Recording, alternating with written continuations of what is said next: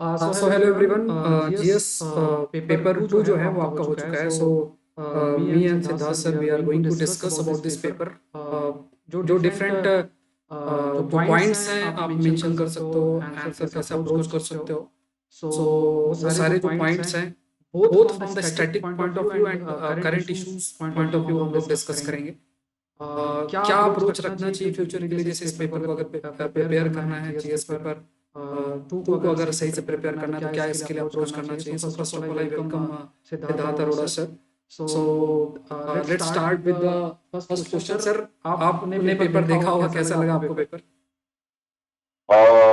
Saurabh, thank you for having me in this discussion.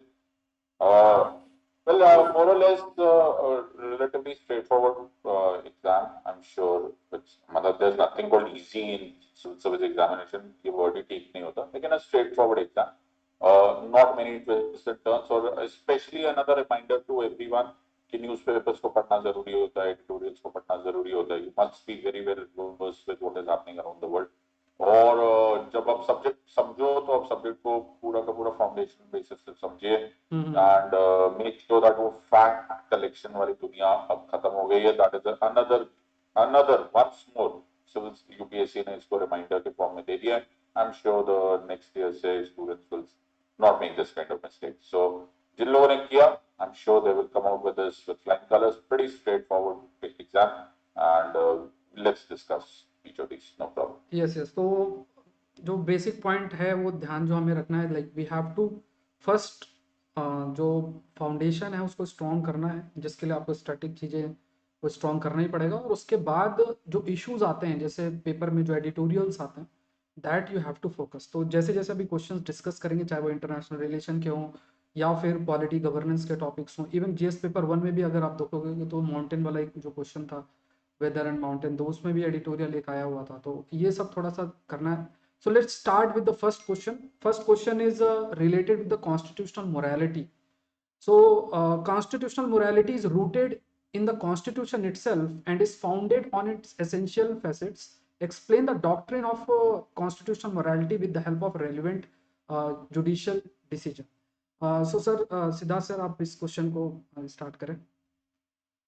मैं ये question discuss करते करते धीरे धीरे मेरे चेहरे पे स्माइल आ रही थी. उसका रीजन ये था क्योंकि ये सब्जेक्ट आपसे बहुत जुड़ा हुआ है आपसे, इसलिए बहुत जुड़ा हुआ है. मैं अपने आप को शिष्य मानता हूँ, obviously in the form of दत्तक form of doctor Ambedkar. And most people जिनको मैंने पढ़ा है, डॉक्टर अम्बेडकर का ये फेवरेट एस्पेक्ट था इन टर्म्स ऑफ कॉन्स्टिट्यूशन. और इसलिए मैंने इसको कई बार हर क्लास में डिस्कस किया. And this is the actual basic foundation of constitution morality. हमारा कॉन्स्टिट्यूशन ही बना था. तो आपको इसमें की वर्ड्स क्या यूज करने चाहिए थे कि कॉन्स्टिट्यूशन मोरालिटी हम लोगों ने इमर्ज किया ग्रोटे से. Grote was a Greek philosopher जहां से कॉन्स्टिट्यूशन मोरालिटी इमर्ज हुआ. Doctor Ambedkar was a great great great great believer in constitution morality कि मैं आपको कॉन्स्टिट्यूशन प्रोविजन दे रहा हूं but you have to include the according to certain fixed morality. Now यहाँ पर क्वेश्चन थोड़ा सा स्टैटिक से हट जाता है. Actually most people did not realise this, but I am sure अब मैं आपको बताना चाहता हूँ कि ये सिविल सर्विस एग्जामिनेशन में ये पूछा क्यों गया, कि क्वेश्चन पूछा क्यों मस्ट बी अंडरस्टूड. बिकॉज ये क्वेश्चन पूछा गया, आई am sure in the backdrop of Sabarimala case. This is the entire aspect जो अभी रिसेंटली, बिकॉज इसीलिए इस क्वेश्चन का एंड था explain the concept of constitutional morality on the basis of recent judicial decision.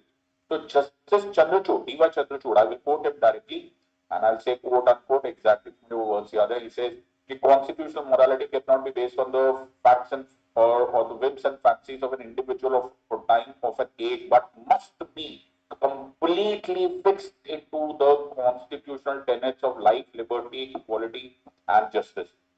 In other words, क्या कि आपको और मुझे मोरालिटी का मतलब कुछ और होता है.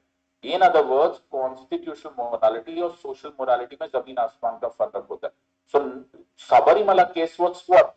Sabarimala case was that बहुत समय से society is not accepting women to enter Lord Ayappa's sanctum sanctorum. Will your constitution allow that? No. Why? Because it is based upon life, liberty, equality, etc., etc. तो Sabarimala case में constitutional morality word नहीं use होके भी यही use हुआ. एक और जगह मैं आपको बताता हूं जहां पर जुडिशियल डिसीजन हुआ था. That was the decriminalisation of section 377 Naz foundation case homosexuality, यहाँ पर क्या है, for the longest time socially ostracise हुए होमोसेक्सुअलिटी, लेकिन कॉन्स्टिट्यूशनल मोरालिटी के अनुसार it will be allowed on this part. So whether you look at Nas Foundation case, whether you look at Section 377, whether you look at adultery, whether you look at Sabarimala, we are talking of constitutional morality. So आपको करना क्या था, पहले आपको इसको approach में दिखाना है कि ये इमर्ज कहां से हुआ. सेकेंड, ये कॉन्स्टिट्यूशनल मोरालिटी का वर्ड डॉक्टर अम्बेडकर ने यूज किया था in even during constituent assembly debates. Also justice diva Chandrachud को अगर आपने इतनी डिटेल में पढ़ा होता तो ये बड़ा very easily coated from Sabarimala case, very coated also into variety of ways. Last में अगर आपके पास space बची तो you could have also added that it is also fraught with danger because constitutional morality use करते करते कहीं ना कहीं subjectivity आ जाती है. Okay, so those are the things which you could have added. And तीन चार landmark judgments जिसमें सबरीमला, नास foundation, Section 377 that is, or the decriminalization of the transgender homosexuality cases and all that. यहाँ पर बहुत कॉमनली यूज हुआ है. ऐसा नहीं हुआ था कि कॉन्स्टिट्यूशन मोरालिटी और बहुत जगह नहीं यूज हुआ, बट मैं चाहता हूँ कि आप लोग एग्जामिनर को ये इंप्रेस करें कि आपको मालूम है what is happening in the recent ones. Yes yes sir. तो ये जो क्वेश्चन भी जैसे इस क्वेश्चन में देखें, like we have to write it within 150 words. तो आपके पास जब आप पेज भी देखोगे तो एक पेज होता है लिखने के लिए, मतलब एक आगे और एक पीछे, इतना स्पेस रहता है, ज़्यादा मतलब स्पेस नहीं होता है, और you have to write it within, अगर टाइम मैनेजमेंट में करें तो 8 to 9 minutes. So when you are writing about the constitutional morality, you have to explain about the constitutional morality. जैसे सर ने कहा, you have to define basically what is the constitutional morality. Morality जब हम शब्द भी use करते हैं, it simply means कि जो सेट ऑफ प्रिंसिपल यूज किए जाते हैं किसी भी एक्शन को सही या गलत बताने के लिए. So when you are using constitution as the basis to define कि कोई भी जो एक्शन है बाय द कॉन्स्टिट्यूशनल बॉडीज और कोई भी institution with in the system of state और इंडिविजुअल, उस उनके एक्शन को वो राइट है या रॉन्ग है, based on the constitutional provision, we can call it as a constitutional morality. और उसमें जैसे सर ने कहा, एक तो सबरीमाला केस भी है, चाहे आप इसमें कई केसेस जो हैं वो हम कोट कर सकते हैं अभी फिलहाल, जैसे नाच फाउंडेशन का भी सर ने कहा. और यहाँ पे even if it is required, जो हमारे बेसिक स्ट्रक्चर हैं संविधान के लिए जो कि गाइड करते हैं, they are actually the moral principle which defined and decide the action of the government itself, या जो हमारा फंक्शनिंग है उसको डिसाइड और डिफाइन करते हैं, चाहे वो बेसिक स्ट्रक्चर के प्रिंसिपल्स हों, चाहे वो सेकुलरिज्म से रिलेटेड प्रिंसिपल हैं, या बेसिक स्ट्रक्चर जो है डॉक्ट्रिन की अगर बात की जाए, या फिर जो कि हाईलाइट किया गया है कई सारे जजमेंट में, अनटचेबिलिटी, या कोई भी ऐसे कई सारे जो जजमेंट पेपर में आते रहते हैं उनकी आपको थोड़ा बहुत you need to prepare small list, थोड़ा एग्जाम्पल हमेशा से रहना चाहिए जो पेपर में आते हैं. तो यहाँ पे क्यों दो चीजें कैसे इसमें आ रही, जैसे सर ने भी स्टार्टिंग में कहा कि कैसे दो चीजें इसमें आ रही, both static and current. The definition of the constitutional morality is within the static angle, but when you talk about the relevant judgment, recent relevant judgment, ऐसे बहुत से जो आर्टिकल्स आए हुए हैं वहां पे you can go for it and you can write it.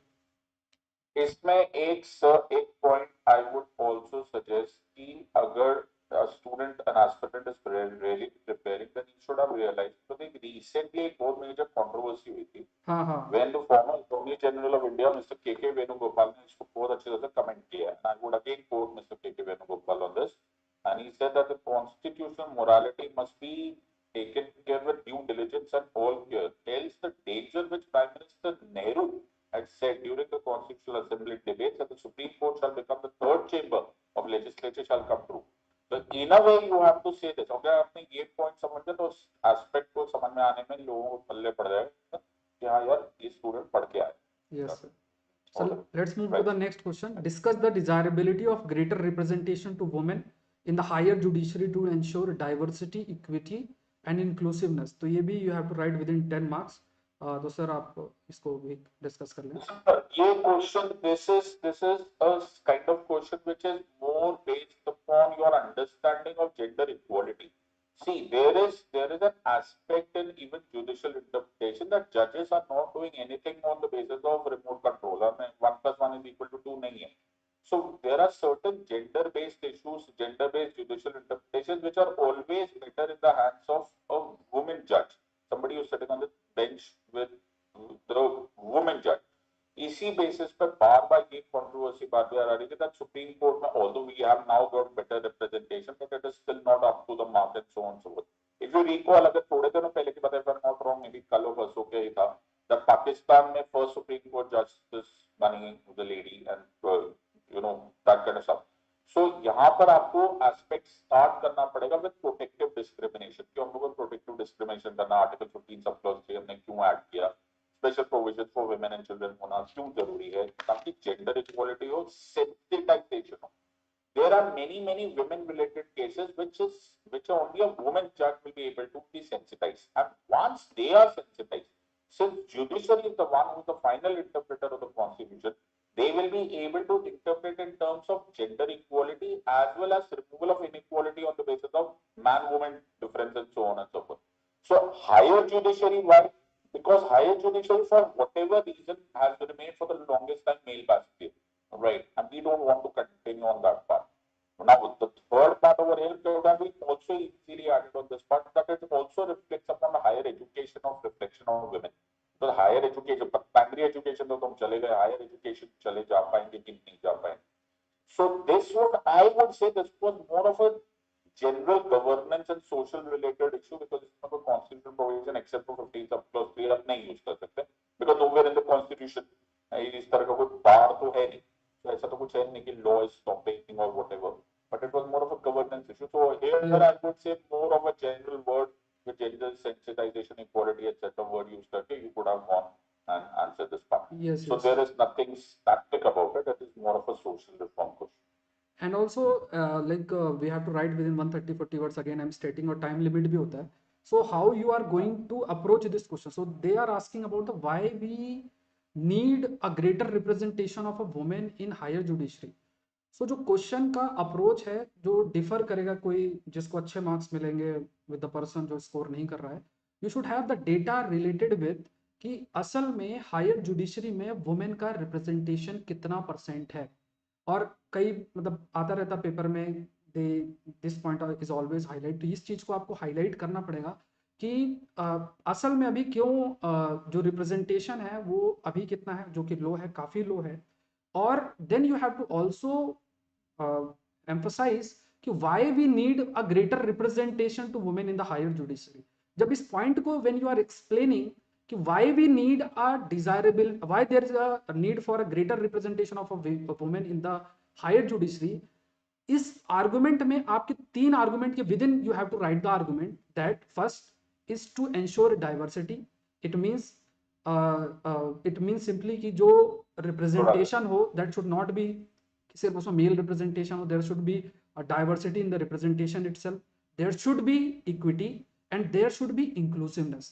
तो जो आर्गुमेंट होगा कि why there is a desirability of greater representation to the women in the higher judiciary, वो आपका इसमें आना चाहिए कि डाइवर्सिटी, इक्विटी एंड इंक्लूसिवनेस. और फिर you have to move, you have to write 2 to 3 points related to the way forward कि how we can take the step और what we can do. जैसे सर ने भी कहा कि even जो एजुकेशन वी आर सेइंग कि ठीक है, through education women can be empowered, but through higher education how we can empower the women by increasing her representation in different institutions like higher judiciary. तो उसमें कुछ आप way forward 2-3 points mention कर सकते हैं एंड देन जो आपका answer है वो कंप्लीट हो जाएगा. Let's move to the next third question. How have the recommendation of the 14th Finance Commission of the India enabled the state to improve their physical position? So ये बहुत ही मतलब direct question है, but अगर किसी ने ध्यान नहीं दिया होगा, जल्दीबाजी में लिखा होगा, तो सर मुझे ऐसा लगता है कि ज्यादातर लोगों ने हो सकता है 15th फाइनेंस कमीशन के रिकमेंडेशन लिख दिए हों, क्योंकि सब जगह क्योंकि वही वो काफी न्यूज में चल रहा था ना, तो इसलिए देयर में भी पॉसिबल कि देयर माइट बी पॉसिबल कि वहां पे 15th फाइनेंस कमीशन के जो रिकमेंडेशंस है, क्योंकि एक साल से वो काफी मतलब अभी 8-9 मंथ से न्यूज में भी है और पेपर में भी बहुत कुछ आ रहा था. But they have asked about the 14th finance commission, they have asked about the 14th. बहुत स्पेसिफिक क्वेश्चन था, बहुत ही स्पेसिफिक. आई थिंक ये बिल्कुल जैकपॉट क्वेश्चन जो होता है, मेंस में बड़े कम आते हैं ऐसे टाइप के क्वेश्चन, और बड़ा जैकपॉट का, बिकॉज़ सिंपल लाइन था 45 रनिंग लाइन ये थी that the devolution of taxes is the best way of giving funds to states.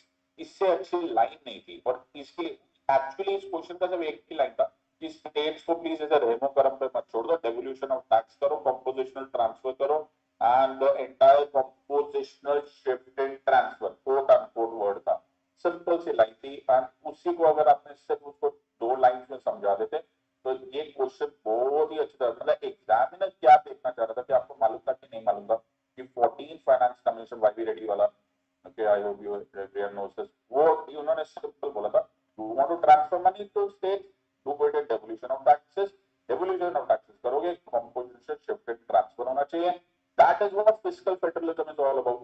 अगर आपने सिर्फ उसी को एस्पेक्ट को समझा के आपके 150 वर्ड्स पूरे हो जाते और एग्जामिनर को पता चल जाता आपको 14 finance commission in and out मालूम था।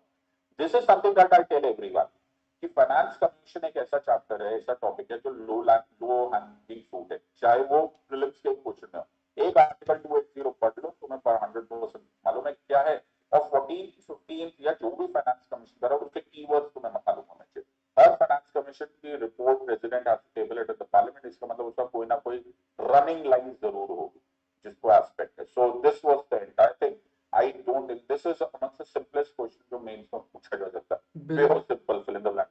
नहीं सर, इसमें ये एक पॉइंट ये है कि जैसे अगर जैसे आपने कहा कि बहुत स्कोरिंग क्वेश्चन हो सकता है, और जो लाइन आपने बताई भी उससे we can start the session and मतलब स्टार्ट आवर आंसर, बट यहाँ पे 2 पॉइंट्स जो हैं वो आंसर में बिल्कुल रिफ्लेक्ट होना चाहिए, that will actually highlight this point which facilitate or we can say which is responsible for improving the fiscal federalism also, and also जो स्टेट का स्टेटस है related with the physical position वो improve हो रहा है। एक point ये है कि this 14th finance commission it has enhanced the share of the state in the central divisible pool from current 32%, जो कि 13th फाइनेंस कमीशन में था, तो उसको जो वर्टिकल डिवोल्यूशन है, जो डिविजिबल पूल है, उसको 32% से 42% कर दिया।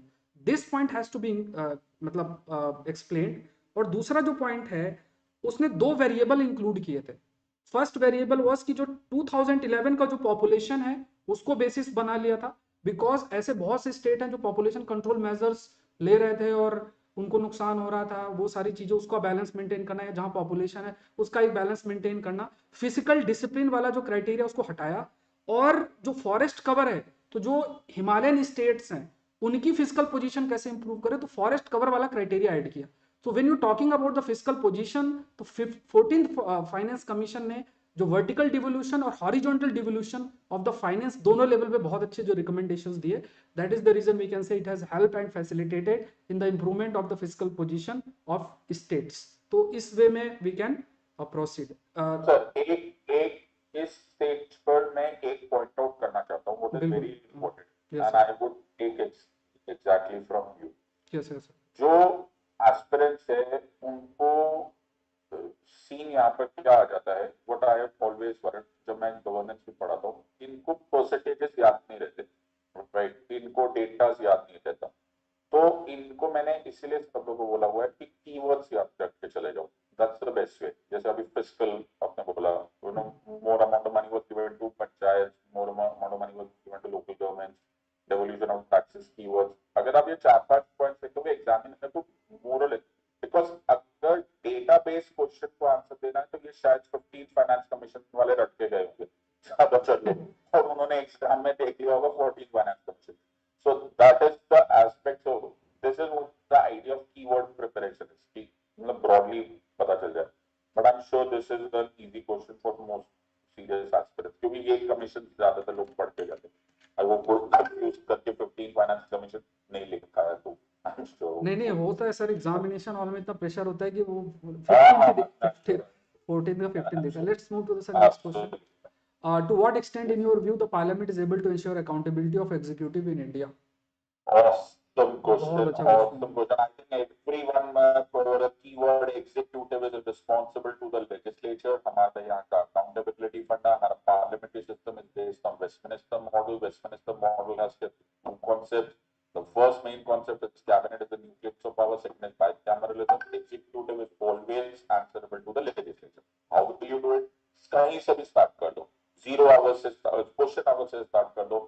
Start question and start questions. The question hour is a compulsory mandatory part of everyday's function. Number 1. एक ये इसको समझा दो, बिकॉज टाइम कम है इस और स्पेस कम होगी, इसलिए मैं आपको बोल रहा हूँ इसको ब्रॉडली क्विकली समझा दो। Question hour perfectly understood. Fair parliamentary committees. Okay, very important way. Number 3, no confidence motions. Perfect. The collective responsibility. Perfect answer. 0 hour. Perfect answer. 5 points more than enough to explain parliamentary bill. और अगर उसके बाद भी थोड़ा space रह गया तो you can always say that this was the basis of constitutional provisions of parliament. पूरा का पूरा पार्लियामेंट्री सिस्टम, पूरा यूनियन लेजिस्लेचर वगैरह जब डॉक्टर अम्बेडकर ने फाउंडिंग फादर्स ने लिखा था, इसी बेसिस पे लिखा था इन कंट्रोल। एक पॉइंट इसमें आप जरूर डाल सकते थे, which I would have loved to, अगर स्पेस बन जाए, is the concept of office of profit. Office of profit इसमें डाल दिया जाए तो it is a very important thing. The moment executive office of profit में 102 1A एंड 191 1A में आ जाता है तो उसी time it will be disqualified as legislature. So there are multiple points and I'm sure हम लोगों ने इसको इतना डिस्कस किया हुआ है. This is a running topic. So beautiful topic. ये बहुत ही अच्छा क्वेश्चन था, very beautiful. इसमें बहुत सारे पॉइंट्स हैं. इनफैक्ट आई एम श्योर कि एस्पिरेंट्स के पास थोड़ा सा गुस्सा आ रहा होगा, थोड़ा सा और स्पेस दे दो यार, थोड़ा सा और कर दे हम लोग. So in a way good one. हाँ सर, ये जो अकाउंटेबिलिटी वाला जो टर्म है, जैसे इसमें एक हिंदू में भी आर्टिकल आया था तो उस बेसिस पे I am just adding few points यहाँ पे। The question is saying to what extent in your view the parliament is able to ensure accountability of the executive in India. तो यहाँ पे जो हम आंसर लिखेंगे तो जैसे एक पार्ट जो सर ने बताया कि how the parliament is making executive accountable, तो वो एक मेजर पार्ट आपका जो पोर्शन है वही रहेगा। लेकिन 3 to 4 lines you also need to mention about कि there are two sides of accountability. One is the demand side accountability and one second is the supply side accountability. Demand side accountability is somehow through different measures है, जैसे CAG की report है और इस type से, तो ये parliament के थ्रू हो रहा है। लेकिन when you talk about the supply side accountability is something where in the process of accountability the participation of the people are expected, जैसे सोशल ऑडिट है, ये सारी चीजें हैं। सो यहाँ पे ये 2 या 3 लाइन जरूर इस पे मेंशन किया जा सकता है कि कंप्लीट जो अकाउंटेबिलिटी है ऑफ द एग्जीक्यूटिव अगर हम बात करते हैं, सो इट हैज 2 पार्ट। एक तरफ तो ठीक है पार्लियामेंट पूरे तरीके से अकाउंटेबल कर रहा है, but by following the participation of people in the process of governance and the government, we can also enhance the supply side of accountability. तो इससे एक better accountability और ज़्यादा जो accountability का हमारा architecture है in our country, that can be further be enhanced. तो ये 3-4 lines से last में we can I think conclude this part. So let's move to the next question. Pressure group play a vital role in influencing public policy making in India. Explain how the business association contribute to the public policy. तो इस पे तो sir I think pressure group को explain कर देना है और फिर जो फार्म लॉ मतलब प्रेशर ग्रुप को एक्सप्लेन करना है। और अभी तो जो ये फार्म लॉ एक बहुत बड़ा एक एग्जांपल है कि क्या रोल मतलब प्रेशर ग्रुप का आपका हो सकता है पब्लिक पॉलिसी के अंदर। तो ये तो एक इस पार्ट को एक्सप्लेन कर देना है और फिर आई थिंक फिर बिजनेस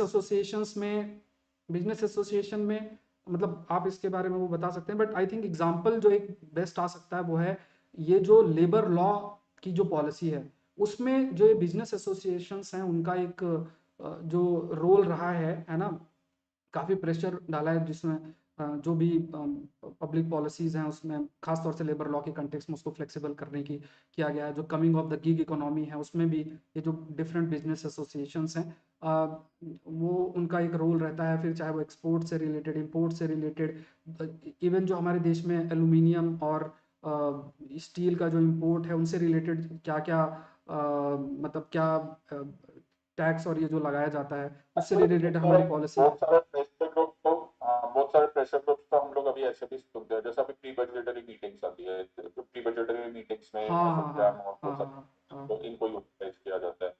एनजीओस का बहुत अच्छा प्रेशर ग्रुप्स का यूज किया जा सकता है। सिविक अथॉरिटी एक बहुत इंपॉर्टेंट एस्पेक्ट यहाँ पे हो सकता है, पब्लिक इंटरेस्ट लिटिगेशन।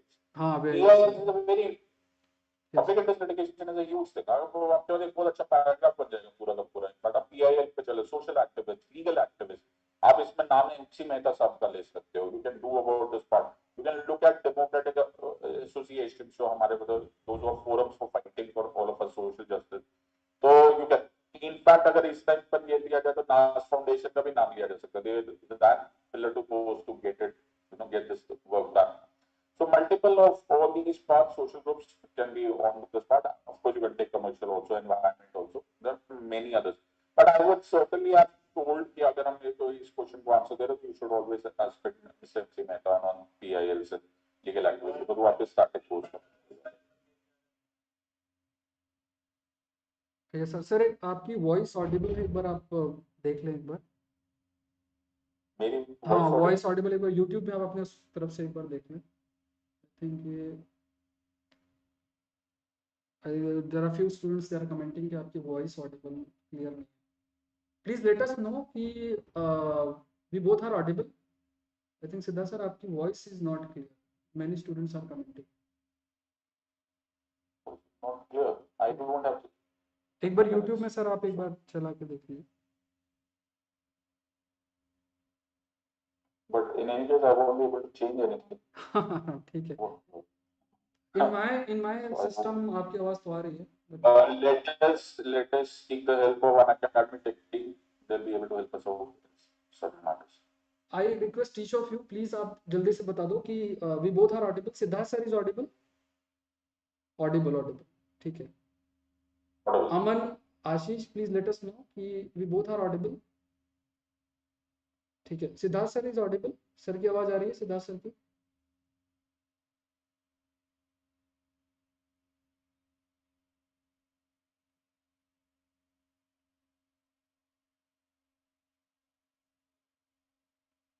सर आप कुछ बोलिए एक बार।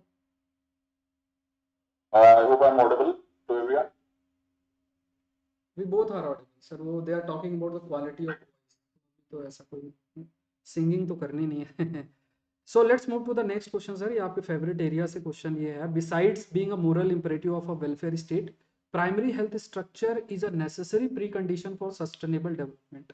बहुत ही डीप थिंकिंग का क्वेश्चन है sir. Welfare state they have connected with the health structure and then further connected with the sustainable development. So sir Yes, very अब इसमें इस क्वेश्चन में नॉलेज से ज्यादा आर्ट की जरूरत है कि आप इतना कुछ आप जानते हो, आप इसको कनेक्ट कैसे करोगे? बिकॉज वेलफेयर स्टेट का कॉन्सेप्ट तो चलिए ऑब्वियसली हम लोग डीपीएसपी से निकाल देंगे बीच से, that the state shall always try to be a welfare state में justice, social, economic, political liberty. Sir इसमें इतना बड़ा अच्छा एस्पेक्ट इसको पढ़ना पड़ेगा कि हम लोग वेलफेयर स्टेट को कीस्टोन बोलते हैं। Why do we call it a keystone? Because वहां से सारा का सारा concept of DPSPs, the promise of the founding fathers पूरा होता है। अब इसको आप प्राइमरी हेल्थ से क्यों कनेक्ट कर रहे हैं? तो प्राइमरी हेल्थ से connect because without health, right, जो कि आर्टिकल 21 में भी एक तरह से राइट टू हेल्थ को इंक्लूड कर लिया गया, both multiple types of not in terms of fundamental right, but फिर भी the supreme court, honourable supreme court has finally interpreted in several times that right to health is also should be considered as this part. And now a very important part, sir, COVID. Okay. Now, health is a very important aspect of this part. Now, primary health is stage पर if we are, if the government is not looking at, तो आपको यहाँ पर बहुत सारे aspect होंगे, the मातृत्व योजना, the PMJY and so on and so forth. यहाँ पर आपको aspect करना कि without this your country will not rise. Your country will not rise. Your primary health center won't work. There will be collapse of the entire health infrastructure. Everything will come on secondary and tertiary growth. There will be no sustainable development, and that automatically defeats the very concept of justice, which is social, economic, and political. And just the social, economic, political is nothing else but welfare state. What a beautiful connection, sir! इस question में कितना अच्छा logic था। UPSC की जो खास बातें हुए है कि वो लोग बिना रीजन के कोई क्वेश्चन पूछते नहीं। Okay, they are not asking you to write an essay on this. They are not asking you to write a short note. Why welfare state should always have help, or should at least have help? Same question मैं sir उल्टा भी घुमा सकता था, मैं कहीं और पे पूछ सकता था, प्राइमरी एजुकेशन, यू नो, सो मैं हेल्थ हटा देता। Okay, without that the concept of welfare state is not complete. What a beautiful question. You could have gone into this part of चार दो योजना का नाम लो लेके connected to constitution, connected to the concept of welfare state. Why is such an important part? That this is the keystone, this is justice, and this is the only way. यहाँ पर sir मैं sorry थोड़ा सा ज्यादा time ले लो, थोड़ा emotional हो जाता है। इस क्वेश्चन में मेरे को एनसीईआरटी का एक बहुत अच्छी लाइन आ जाती है। एनसीईआरटी में एक स्टोरी होती है, एक कांताबाई करके एक स्टोरी चीज स्टार्टिंग में सिखाते हैं कि वो अपने बच्चे को हेल्थ केयर सेंटर लेकर जाती है और वहां पर उसको सर्विसेज नहीं मिलती. That is where welfare state का concept starts. Okay, it must reach everyone. Then the welfare state comes. Beautiful question. I'm very impressed by this choice of question, and I'm sure you can add. हाँ ये sir, ये जो आपने बताया welfare states का, वो तो सारी चीज़ें हैं मेंशन इसमें. We can also like they, यहाँ पे जो वर्ड लिमिट को ध्यान में रखते हुए, primary health structure is necessary pre condition for sustainable development. अब ये जो आर्गुमेंट है, जैसे सर ने कहा, वो आर्गुमेंट आपको यूज करते हुए मूव करना है. You should also mention about the sustainable development goal 3. अगर उसकी लाइन आप देखोगे तो यहाँ it's mention good health and wellbeing is one of the 17 sustainable development goal. तो यहाँ पे ensure healthy life and promote wellbeing for all at all ages. So यहाँ पे even when you talk about the sustainable development, that sustainable development is connected with the health of our citizens. So यहाँ पे primary health care बहुत important बन जाता है. And you can also you can increase your argument by mentioning the principles, जो कि आपके NCERT में पढ़ते हैं जहाँ भी, principles of sustainable development which talk about 3 principles, that is control of population growth, development of human resources, promotion of public participation. तो यहाँ पे क्या है कि इस ये दो जो SDG और principle of sustainable development को, ये जो argument है, you can pick these argument, you can connect how the sustainable development we can say for the sustainable development primary health structure is a precondition, and then how we can say it is again a very important responsibility of a welfare state, or we can say it's imperative of a welfare state. तो इस तरीके से आप उसको, कई सारे जो arguments है, पेंडेमिक की जो सिचुएशन है, इसमें ये चीज़ें और इंपॉर्टेंट बन जाती है, क्योंकि जो वेलफेयर है, जैसे सर ने कहा कि एजुकेशन एक समय हो सकता है, that is also a part of a welfare, वो एक डिमांड हो सकती है. अभी जो पेंडेमिक की सिचुएशन है, here providing the basic health facility become the most important part of a welfare state, where the focus should be to improve the accessibility, affordability and availability of the health services. तो इस तरीके से we can connect and we can conclude this answer. This is from my viewpoint. Next, move to the next question. Earn while you learn. ये तो sir direct question I think. इसमें तो scheme need to be strengthen to make vocational education and skill training meaningful. इसमें comment करना है तो we need to know about the scheme also. और earn while you learn, तो it will also facilitate, जैसे vocational education से कैसे connected है, और स्किल ट्रेनिंग को मीनिंगफुल, क्योंकि स्किल ट्रेनिंग क्यों लोग जाएं करेंगे, बिकॉज अभी उनको अर्निंग नहीं है या सोर्स ऑफ लाइवलीहुड नहीं है, तो फिर why they will go for vocational education. Yes yes yes. बिल्कुल स्ट्रेट फॉरवर्ड क्वेश्चन था, तो आई डोंट थिंक इसके लिए हाँ ठीक है. कुछ बीच में से कुछ आ जाता है जो पे फैक्चुअल फाइंडिंग वाला होता है. I am sure people want हाँ require much of our input in this part.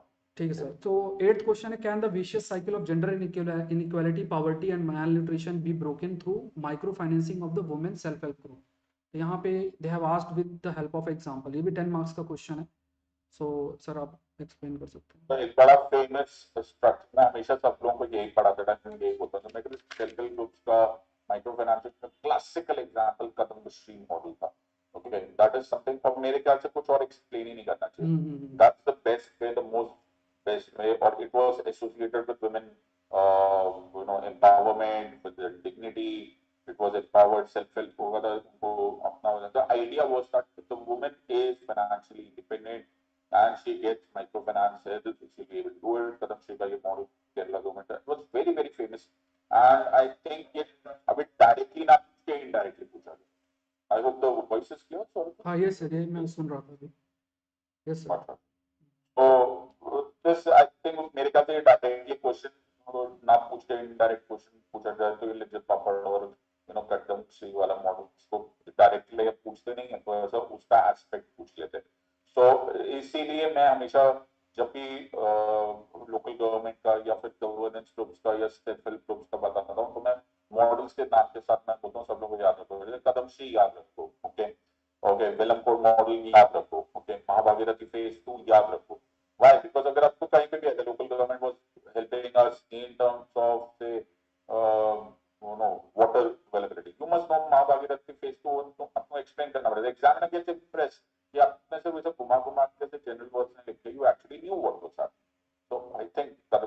Question था ये, नथिंग एल्स बट दैट। और ये सर इसमें जो एडमिनिस्ट्रेटिव रिफॉर्म कमीशन है, हमारी सेकेंड ARC रिपोर्ट है, उसमें एक रिपोर्ट है दैट इज ह्यूमन कैपिटल करके, तो उसमें there is a chapter on self help group, उसमें भी ये सारा जो पॉइंट्स हैं जो आप एग्जांपल भी बता रहे हैं वो सारा जो है मेंशन्ड है, तो वो क्वेश्चन का टिल्ट कदम की तरफ शायद इसलिए ज्यादा जा रहा है because if you look at the question they are talking of gender inequality, that was primarily मेरे ख्याल से they were trying to find out, तो क्या हो जाता है वो 1+1 सीधा 2 हो के सीधा कदम से चले जाते हैं, because you know that is the reason, otherwise तो आप बिल्कुल सही बोल रहे हैं, ऐसे में बहुत सारे जगह पर ये एस्पेक्ट है, okay that we are doing micro financing और बहुत सारे एग्जांपल्स हो जाते हैं, but जैसे gender inequality I think the examiner was looking for that. और इसमें सर एक पॉइंट ये भी मतलब हमें मतलब स्टूडेंट्स को भी ध्यान में रखना का जैसे सभी से रहना चाहिए कि जब भी जैसे क्लास भी अटेंड कर रहे हैं या कोई भी सेशन कर रहे हैं तो वो उन्हें एग्जाम्पल जरूर से प्रिपेयर करके रखने चाहिए, अलग अलग जैसे जुडिशियल जजमेंट जो जुडिशरी के द्वारा कई सारे जजमेंट्स हैं, या अभी जो आपने एग्जाम्पल्स बताइए एग्जाम्पल के बिना the days are gone when you can say the government should, or rather the judiciary should think like this. You should take a conscious judgment now. The days are gone. You know, those days are gone जब आप generally एक answer दे दो कि हाँ यार, you know, कोई scheme का नाम लिए बिना कि हम लोग को we are about to achieve primary health care. You should know PMJ, right? You should know कि what is jam trinity. आप सिर्फ ये नहीं बोल सकते कि जनधन योजना का नाम लिए बिना आप फाइनेंशियल इंक्लूजन स्कीम्स की बात नहीं कर सकते। You have to know, sir. Executive is responsible for legislature, आपको DRSC बोलना ही पड़ेगा। वो DRSC मजेदार बात सर, आप इस पेपर में देखिए, इस एग्जाम में देखिए, स्टार्टिंग में क्वेश्चन आया executive is responsible for legislature, इससे पहले इससे थोड़ी देर पहले अभी हमने क्वेश्चन डिस्कस किया, हमने question discuss gender inequality with respect to women's representation in higher judiciary. अब उसी के 3 क्वेश्चन के बाद आया gender inequality with respect to micro financing. Starting में क्वेश्चन आया executive is responsible to legislature with respect to parliamentary equality. थोड़ी देर के बाद आप एक अभी आपने तो हमने तो पेपर देख लिया और आई एम श्योर एस्पिरेंट्स से भी देख लिया, थोड़ी देर के बाद यही क्वेश्चन, थोड़ी देर के बाद यही क्वेश्चन आ जाएगा with respect to federalism CBI का, यू नो, जो अभी थोड़े टाइम के बाद हम डिस्कस करेंगे। So you know there is a trend, you know, and this is what UPSC is examining, कि हमारे एस्पिरेंट्स को समझ में आता है कि इस टाइम पर प्रेसिंग इश्यूज है क्या, it's the pressing issues. Okay sir, let's move to the next question. ये दोनों क्वेश्चन इंटरनेशनल रिलेशंस हैं और सब करंट से, ये जो एडिटोरियल्स हैं करंट में भी editorials I am talking about, जो न्यूज़पेपर के हिंदू के एडिटोरियल्स हैं। 9th और 10th क्वेश्चन दोनों आप उससे एड्रेस कर सकते हो। 9th question is the last few decades where of Asia's growth story, the next few are expected to be of Africa. In the light of this statement, examine India's influence in Africa in recent years. तो यहाँ पे बहुत सारे जो आप कह सकते हैं कि जो डेवलपमेंट्स हैं, जैसे जापान और इंडिया के बीच में जो एक ग्रोथ कॉरिडोर बनाने की बात की गई है, या इंडिया, क्योंकि जो रिसोर्सेस की बात की जाए अफ्रीका के अंदर, it's a resource rich country, काफ़ी सारे रिसोर्सेज है, चाहे वो यूरेनियम हो, चाहे वो ऑयल हो, चाहे वो कॉपर हो, या दूसरे गोल्ड हो, डायमंड हो, बहुत सारे रिसोर्सेज हैं। और ऐसे भी रिसोर्सेज हैं जो कि आपको जो अपकमिंग टेक्नोलॉजिकल प्रोडक्ट के लिए ज़रूरी है। सो यहाँ पे क्या है, अफ्रीका क्योंकि रिसोर्स रिच होगा, इसलिए जो इन्फ्लुएंस है इंडिया, जो अपना इन्फ्लुएंस है वो अपना कंटिन्यूस बेसिस में इंक्रीज कर रहा है, चाहे वो सॉफ्ट पावर के माध्यम से हो। जो चाइना का अप्रोच है वो डिफरेंट अप्रोच है, लेकिन इंडिया जो अपना इन्फ्लुएंस है अफ्रीका के अंदर, चाहे वो पीपल टू पीपल कांटेक्ट है या सॉफ्ट पावर के बेसिस पे है, या कई सारे जो इंफ्रास्ट्रक्चर प्रोजेक्ट्स हैं उसको स्पॉन्सर करने की बात की जाए, या अफ्रीकन यूनियन है उसमें अपना जो एक तरीके से पार्टिसिपेशन है वो इंक्रीज करना, या इंडिया अफ्रीका का जो फोरम है उस पर लगातार जो बातचीत करना, यूनाइटेड नेशन सिक्योरिटी काउंसिल के अंदर जो नॉन परमानेंट मेंबर के रूप में जो इंडिया प्रेजेंट है, तो वहाँ पे अफ्रीका के व्यू पॉइंट्स को सामने रखना। और धीरे धीरे उसने इंडिया ने अपना जो इन्फ्लुएंस अफ्रीका के अंदर रिसेंट ईयर में उसको इंक्रीज करने की कोशिश की है। लेकिन ये एक चीज़ भी आपको मेंशन यहाँ पे करना चाहिए कि जो चाइना है, चाइना भी इंडिया के इन्फ्लुएंस को through its policy is trying to counter, जिसको इंडिया को बैलेंस करना, it's all about the perception thing. तो उस परसेप्शन में हो सकता है, क्योंकि बहुत सारे जो कोई भी प्रोजेक्ट के इम्प्लीमेंटेशन में डिले है, जो भी चीज़ें, तो वो जो परसेप्शन बैटल है उसमें हम थोड़ा सा जो इन्फ्लुएंस है हमारा थोड़ा सा कम हो रहा है। सो अभी के कंटेक्स्ट में वो इंक्रीज किया जा सकता है, जैसे अभी वैक्सीनेशन या दवाई प्रोवाइड करना पैंडेमिक की सिचुएशन में, जो कि चाइना तुरंत करने की कोशिश कर रहा है।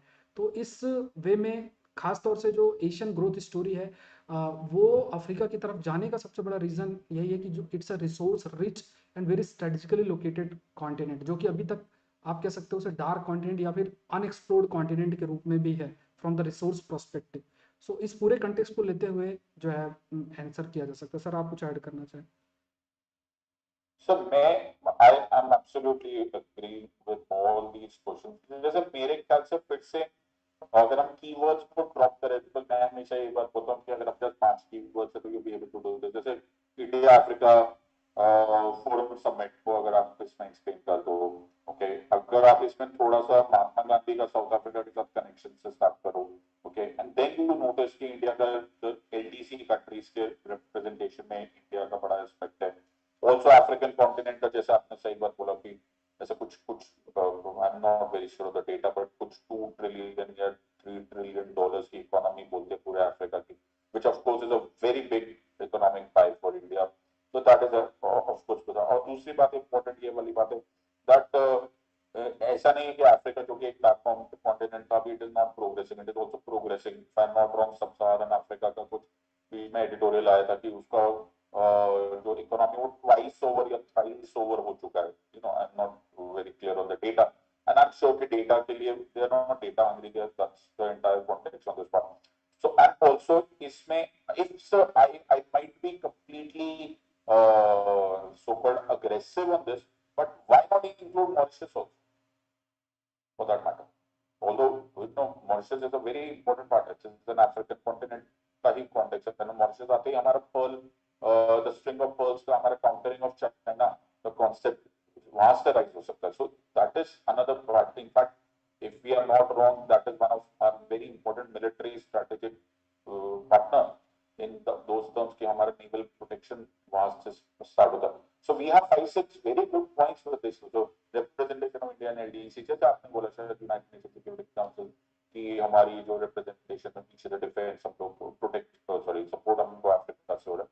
So these are very important points, and of course let's not forget about the energy matrix, the very energy matrix, important, the yes. key word, the energy matrix. So I guess we have multiple points of India Africa, and let's not forget हमारा cultural and the soft ties all the way going from you know Mahatma Gandhi, Nelson Mandela, the constitutionalism। In fact अगर हमारे learners पढ़े तो अभी थोड़े time पहले मेरे ख्याल से कल परसों ही है, if I am not wrong, एक senior advocate of supreme court madam Menaka Guruswamy, उनका एक आर्टिकल है, very beautiful article about India Africa cricket series. उस आर्टिकल का नाम है बी द पेसर्स, बड़ा अच्छा आर्टिकल है। तो how is cricket being represented in the same way as in the India's and South Africa's constitution?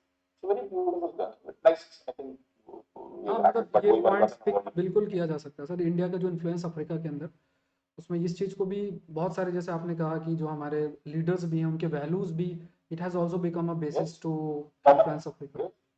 Yes yes.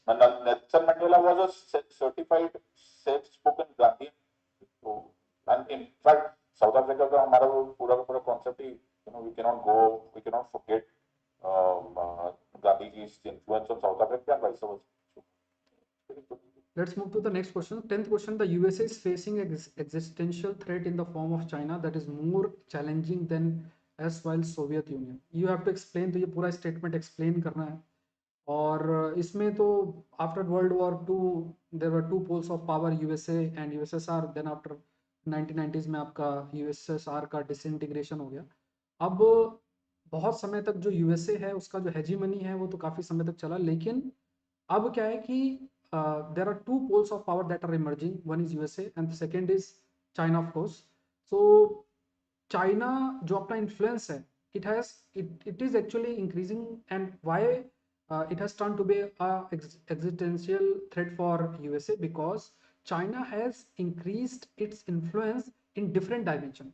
It has turned to be a economic power जहाँ पे हर जगह पे USA को जो चैलेंज है वो फेस करना पड़ रहा है इकोनॉमिक लेवल पे। यू हैव टू एक्सप्लेन कि जो टेक्नोलॉजिकल प्रोडक्ट्स हैं, चाहे वो 5G से रिलेटेड हो या सेमीकंडक्टर से रिलेटेड हो, सेमीकंडक्टर चिप्स की बात की जाए, या इवन जो एपीआईज इस्तेमाल होते हैं वैक्सीन बनाने के लिए, दवा बनाने के लिए, वैक्सीन का प्रोडक्शन हो, बहुत सारे लेवल पे जो कि फ्यूचर में इकोनॉमी को डिसाइड और डिटरमाइन करेगा, that is being controlled by China.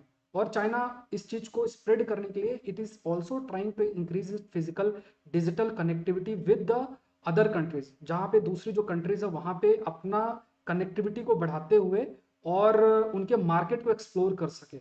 So USA को इकोनॉमिक लेवल पे चैलेंज, यूएसए को स्ट्रेटेजिक लेवल पे चैलेंज, चाहे वो खास तौर से साउथ चाइना सी का रीजन हो या फिर इंडियन ओशन रीजन हो, या through one belt one road initiative में जो उसने पूरा जो एक आर्टिकल भी है related with the great Eurasian power partnership, जिसमें यूरेशिया को Russia and China they are developing it as a power block to counter USA in Indo Pacific region. तो स्ट्रैटेजिक लेवल पे चाइना एक बहुत बड़ा थ्रेट है यूएस के influence को रिड्यूस करने के लिए, मिलिट्री लेवल पे, स्ट्रैटेजिक लेवल पे, इकोनॉमिक लेवल पे एंड टेक्नोलॉजिकल लेवल पे, स्पेस टेक्नोलॉजी, इंफॉर्मेशन टेक्नोलॉजी। सो हर लेवल पे पहले के टाइम पे जो सोवियत यूनियन के साथ था, it was more of a military confrontation, जो कि कोल्ड वॉर के रूप में था कि इसने ये किया तो हम ये कर देंगे, हमने ये किया तो वो किया, and it was more of a increase in a ideological spread, मतलब जो आइडियोलॉजी थी कम्युनिस्ट कम्युनिज्म, उस पर लड़ाई चल रही थी। Now it has moved beyond, ये चीजें और बहुत आगे इंक्रीज हो गई हैं।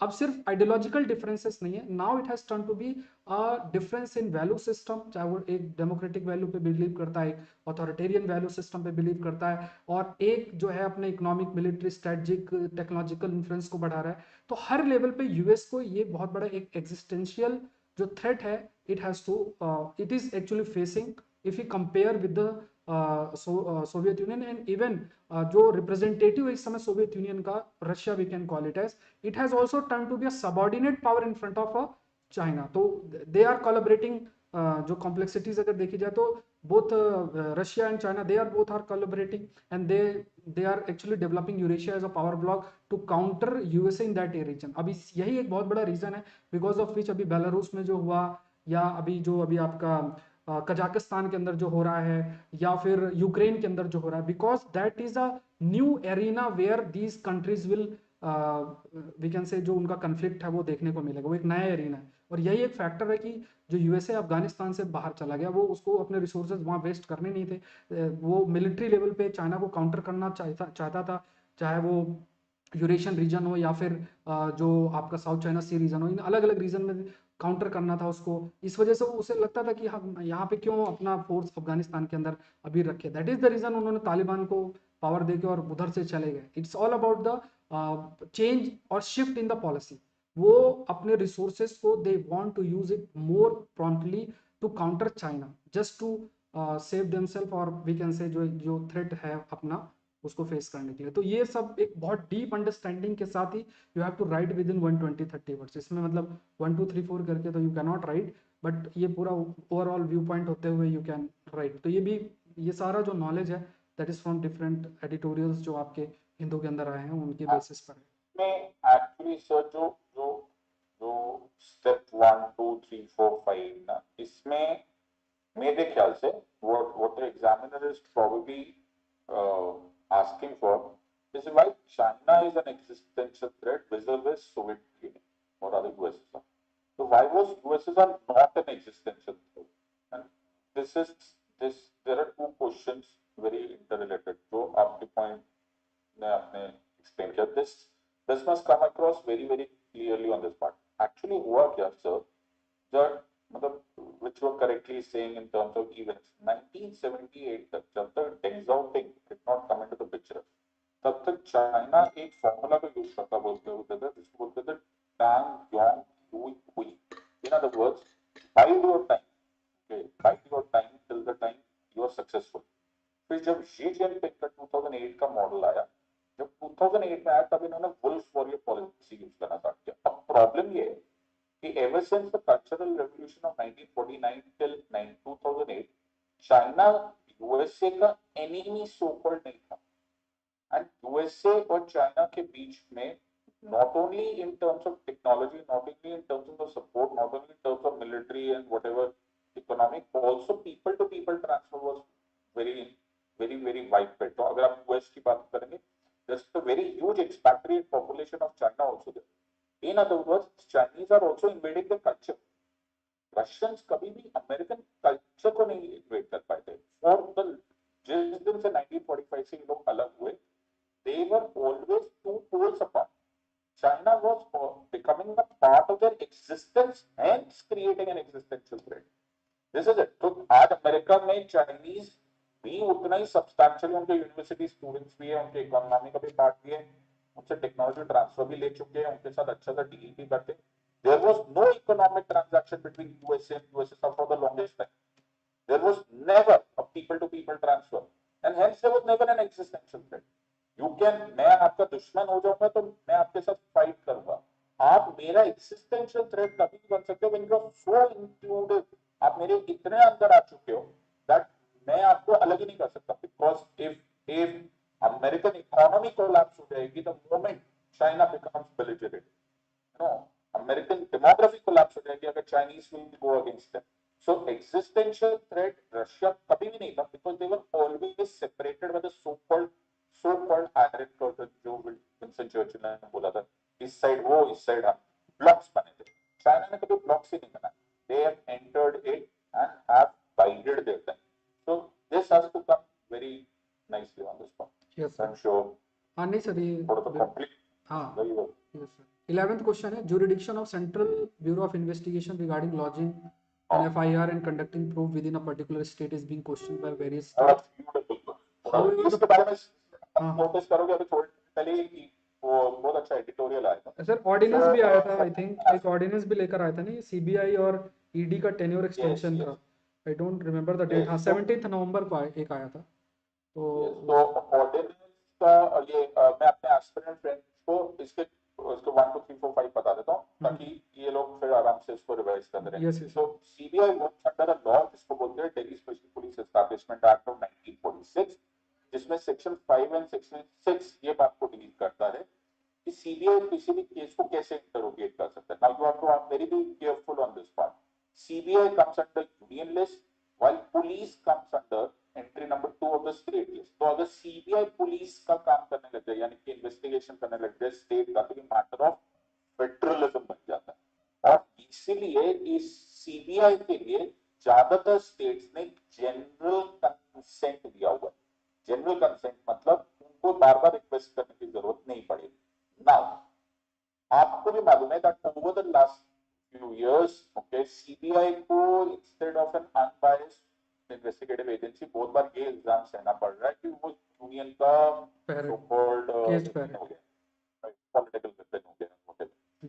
सो if I'm not wrong, 5 or 6 states, that includes Bengal, I classically remember Bengal, okay, they have withdrawn their general consent, okay, and that automatically raises a question mark on federalism.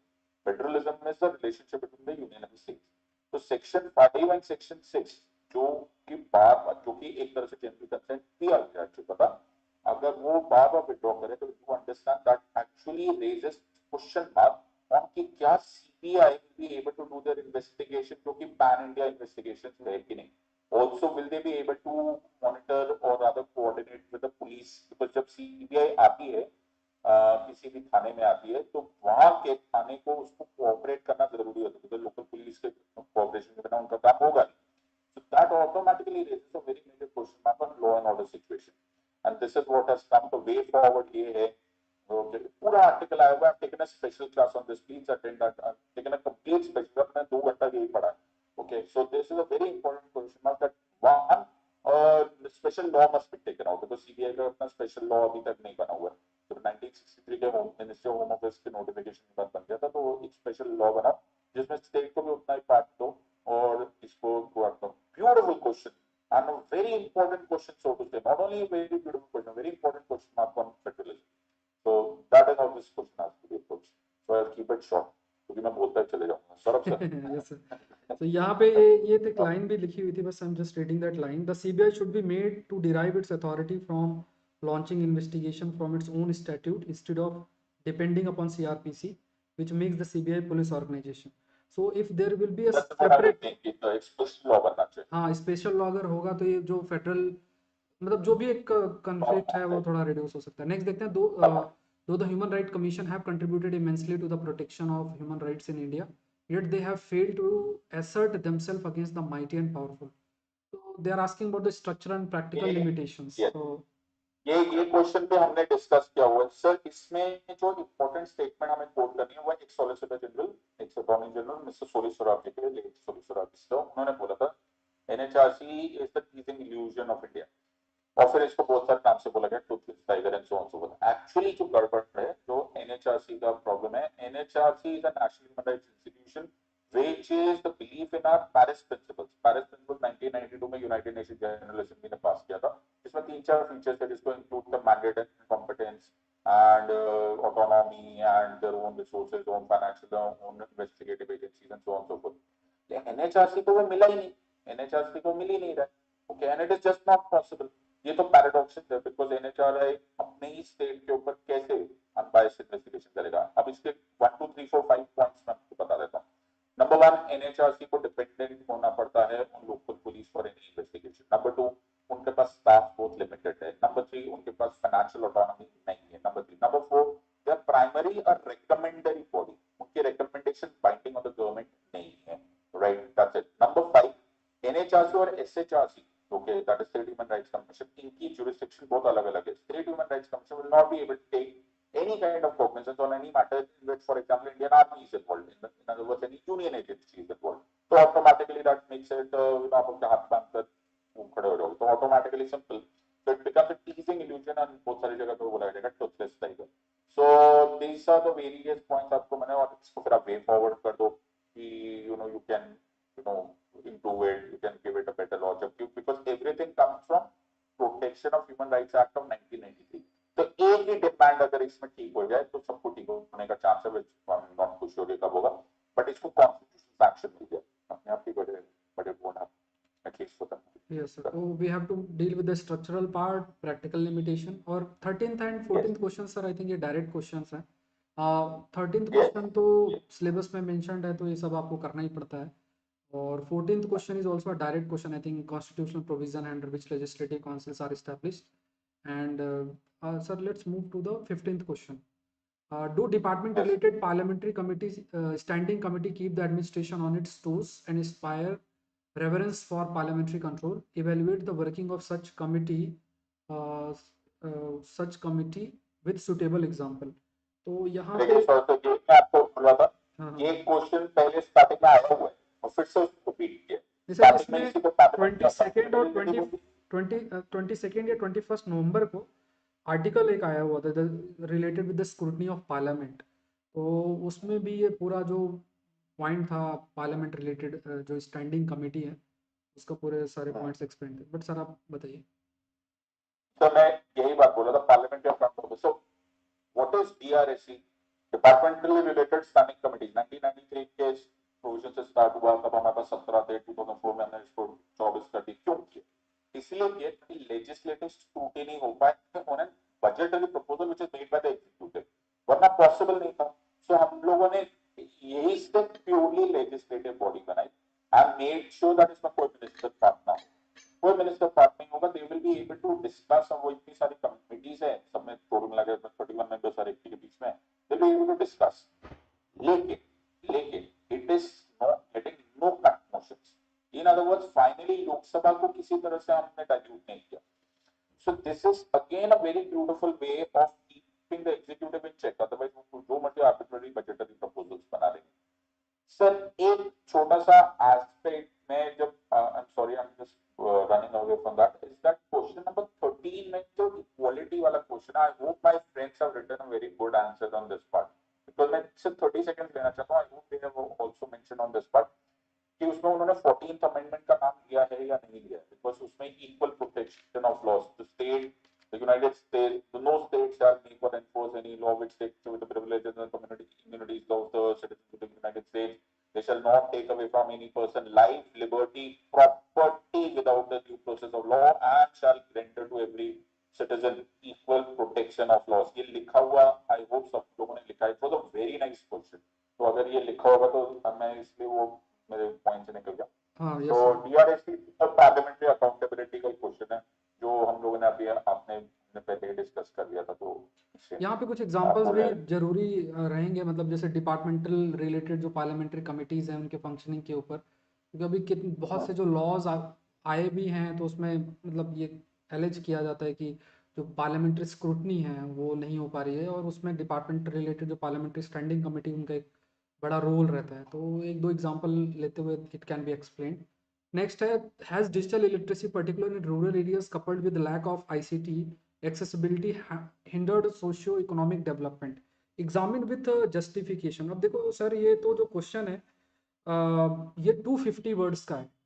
अब 250 words के question में like जो space मिलता है 3 to 4 pages रहते हैं, मतलब दोनों तरफ मिला के, और उसमें ऐसे क्वेश्चंस को लिखने के लिए, क्योंकि अगर आप देखोगे 2-3 पॉइंट्स ही मन के अंदर आएंगे, तो यहाँ पे जो एग्जाम्पल्स हैं और जो थोड़ा डेटा है, जैसे जब भी कोई आप इंट्रोड्यूस करते हैं किसी भी क्वेश्चन को, तो वहाँ पे कई तरीके होते हैं, और एक तरीका ये भी होता है like you can start with certain data also. So यहाँ पे जो डिजिटल इलिटरेसी है particularly in rural area coupled with lack of information and communication technology, it is responsible for digital divides. जो सोसाइटी है it is being turned into digital haves and digital have nots.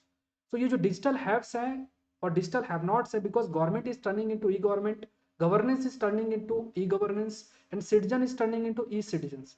So ये जो लोग हैं, चाहे वो rural areas की बात करें, if they are deprived with the digital technology or if there is a case of digital illiteracy, तो वहां पे क्या होगा, जितने भी अपॉर्चुनिटी है रिलेटेड विद द डेवलपमेंट, चाहे वो डेवलपमेंट हो, चाहे वो एजुकेशन हो, चाहे वो हेल्थ हो, चाहे वो किसी भी डेवलपमेंट अपॉर्चुनिटी की बात करेंगे, so that opportunity will not be accessed, even if it is accessed, it may not be available, it may also not be affordable, it depending upon different जो सोशियो इकोनॉमिक कंडीशंस हैं उस पर very कर सकते हैं। तो यहाँ पे वी नीड टू अंडरस्टैंड कि जो डिजिटल इलिटरेसी है खासतौर से रूरल एरियाज में, एंड लैक ऑफ जो इंफॉर्मेशन टेक्नोलॉजीज एक्सेसिबिलिटी है, it is somehow hampering the socio economic development presently in this context of pandemic. ये चीज और ज्यादा प्रोमिनेंट आपकी हो गई, because we consider 21st century as a era of fourth industrial revolution और डिजिटल रिवोल्यूशन, और फ्यूचर के अंदर जो भी चीजें आएंगी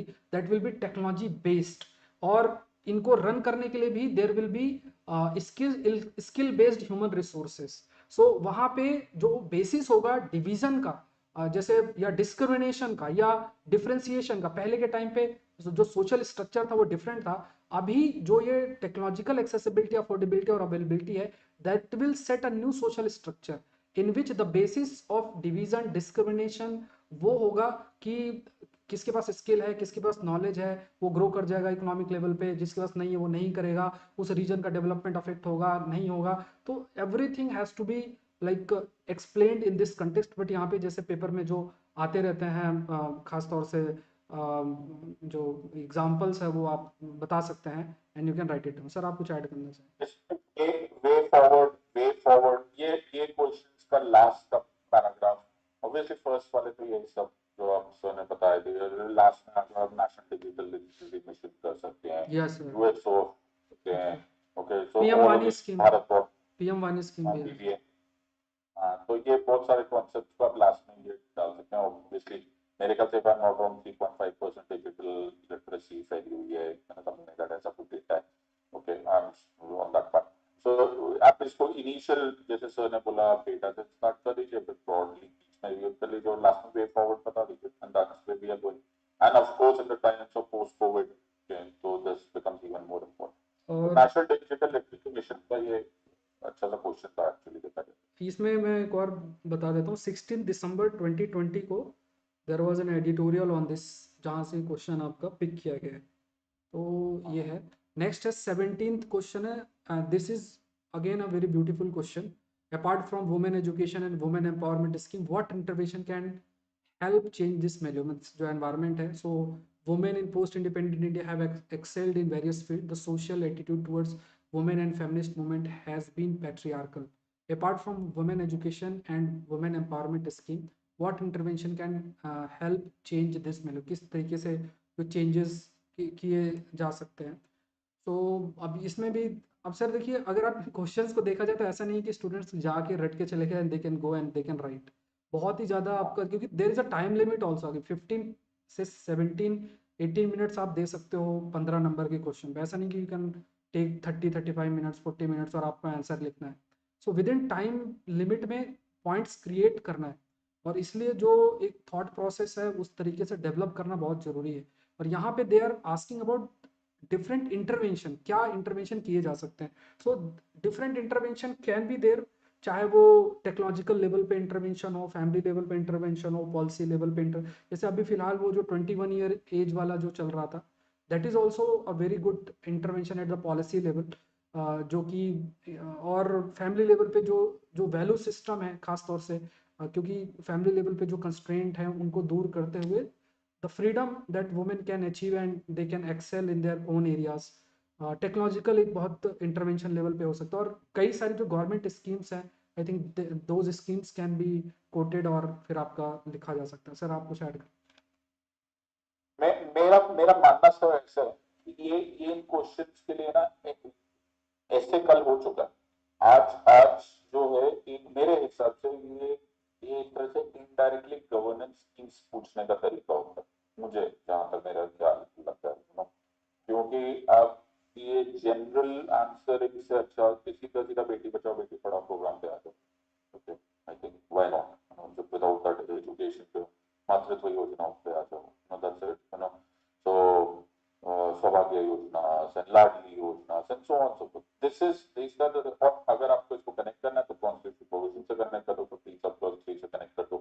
okay, special provision for women and children, एक सर ने अभी बहुत अच्छा बोला, जैसे 18 का 21 करने वाला, that is also in a way progress, because some social justice create करने की कोशिश कर रहे हैं। We are making women specific laws, right? So these are all very important parts of making this society prepared to give gender equality। जब doctor Ambedkar से पूछा जाता था कि doctor Ambedkar you writing a legal document, आप एक लॉ लिख रहे होते, इससे ना, I'm not writing a legal document, I'm writing a social justice document in legal language।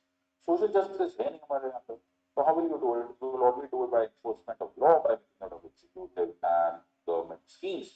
तीन चार schemes से explain कर दो, बेटी बचाओ बेटी पढ़ाओ प्रोग्राम मेरे ख्याल से like the back of your hand तुम्हें मालूम होना चाहिए। You must know this, all these parts। मातृत्व योजना, you know like the back of your hand। You should know Ladli schemes, you should know like the back of your hand। ये सारी schemes so important है, और purely women centric laws और schemes है। I guess these are the ways, and of course sir आप notice करें, Saurabh sir आपने भी notice किया होगा, जी मैं सर। जैसे बोला था पूरे एग्जाम क्वेश्चन में ट्रेंड बना हुआ था। ऊपर भी एक क्वेश्चन आया था जो हाई एजुकेशन में वुमेन का था। Okay, you notice the same thing, parliamentary accountability ऊपर भी पूछा था, डीआरएससी से पूछा हुआ।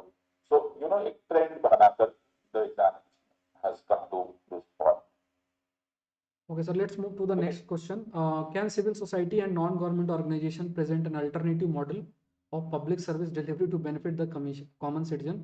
Discuss the challenge of this alternative model। और बहुत ही ये सरप्राइजिंग है सर, ये आर्टिकल आया था 4 जनवरी 2022। अब इतने तक तो कोई पेपर नहीं पड़ेगा, उसमें पूरा what role NGO can play, basically क्या रोल, आर्टिकल का नाम है एडिंग इन गवर्नेंस।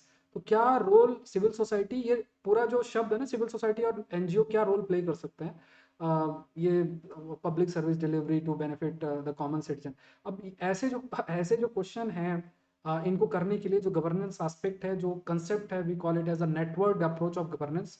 जैसे governance is not only the sole responsibility of a government। What is the network approach of the government governance is that in the process of we can say in the process of governance, even जो civil society है, NGO है, media है, they can participate. तो यहाँ पे जो governance carry out करना है, वो गवर्नेंस कैरी आउट करना, it should not be just by the government itself. Civil society, non government organisation ये रोल प्ले कर सकते हैं, and this is actually the what we call it as an alternative model। ये alternative model। अब यहाँ पे इतनी सी बात लिख के तो आंसर कंप्लीट नहीं होगा। You have to mention various types of example. जो एग्जाम्पल्स वो आपको मेंशन करना पड़ेगा, कि जैसे बहुत अच्छे पॉइंट्स मेंशन किए गए हैं कि कई बार जो स्टेट है, मतलब जो आपकी सरकारें हैं, वो सरकारें सिटीजन्स तक नहीं पहुंच पाती हैं, but through this networked approach or through these NGOs or civil society through informalization या इनफॉर्मल जो एस्पेक्ट है उसके सहारे those civil society and NGOs they can reach to the citizen. तो फाइनली जैसे डिस्ट्रिक्ट एडमिनिस्ट्रेशन में भी क्या होता है कि बहुत सारे हेल्थ एजुकेशन बहुत से एरियाज में जो अलग अलग स्कीम्स होती हैं तो वहाँ पे बहुत से एनजीओज के साथ जो डिस्ट्रिक्ट कलेक्टर वो मीटिंग करता है और फिर उन स्कीम्स को इम्प्लीमेंट कर किया जाता है by the by by this different क्या कहते हैं जो सिविल सोसाइटी और एनजीओज होते हैं। एंड जो स्टेट है they have to work under certain rules regulations, but जो सिविल सोसाइटी और एनजीओ है दे हैव सर्टेन फ्लेक्सिबिलिटी जिससे कि जो रीच है टू द कॉमन सिटीजन वो गवर्नमेंट स्कीम्स की वो इंक्रीज हो सके। तो ये जो नया मॉडल है of the network approach that need to be followed, और ये प्रश्न भी इसलिए आपके लिए फ्रेम हुआ है बिकॉज जो FCRA foreign contribution regulation act उसमें बहुत सारी जो प्रोमिनेंट एनजीओज हैं उनको क्लियरेंस नहीं मिला था। तो वो डिबेट लगातार चल रहा था और बार बार बहुत से जो मतलब सिविल सोसाइटी ऑर्गेनाइजेशन और एनजीओ हैं तो उन्होंने उनके जो डायरेक्टर्स हैं तो उन्होंने आर्टिकल्स भी मेंशन किया कि हम बहुत अच्छा रोल प्ले कर रहे हैं और इस तरीके से। तो वो जो रोल है उस रोल पर आपका ये प्रश्न है वो फ्रेम किया। They haven't ask about the FCRA act but उस कंटेक्स्ट में ये क्वेश्चन आपके लिए फ्रेम हुआ है। सर आप कुछ ऐड करना चाहें? बिल्कुल सही बात है। ये FCRA का बट थैंकफुली इसमें पॉजिटिव अप्रोच पूछ लिया सर, नहीं तो ये बड़ा नेगेटिव क्वेश्चन हो जाता और आई एम श्योर यूपीएससी नहीं पूछने वाला था। सो इन अ वे करेक्ट है सर। एक्चुअली जो जो इसका जो थीम कुछ इस तरह से रहेगा कि India was day one destined to be a welfare state, but welfare state होने का मतलब जस्टिस सोशल इकोनॉमिक पॉलिटिकल हुआ नहीं, ये सब हुआ नहीं। सो government is only one part of the state. Okay, the other part is the civil society. And civil society का operational arm is the NGO. This is the very key word. Civil society का operational arm are non-governmental organizations, local organizations, local stakeholders, PIL activists, social activists, etc., and so on. अब मैं justice social economic political ढूंढने का but हमारे यहाँ पे women exclude हुआ। If I am not wrong तो हंगर इंडेक्स में हमारा नंबर बड़ा पीछे होता है। You know that means a welfare state का concept is not working. Now you need some helping hands, somebody who makes my government work, and that is an NGO. And those NGOs are going to be allowed to work either in environment or in terms of women empowerment or children and so on and so forth. Of course, ये सब laws तो obviously इसका मेरे को नहीं लगता इसका aspect होना चाहिए था. But yes, the social activism and the concept of awareness and charity and PIL activism, etc., etc. So NGO, civic societies, all these are bonded labor network.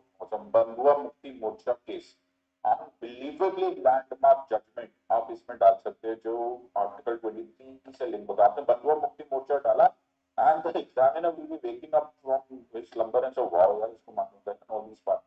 So these are very beautiful questions and should never be ignored, and it's a very beautiful combination between governance and quality and constitution. So I'm sure sir जैसे बोल रहे हो articles में भी आता ही रहता है।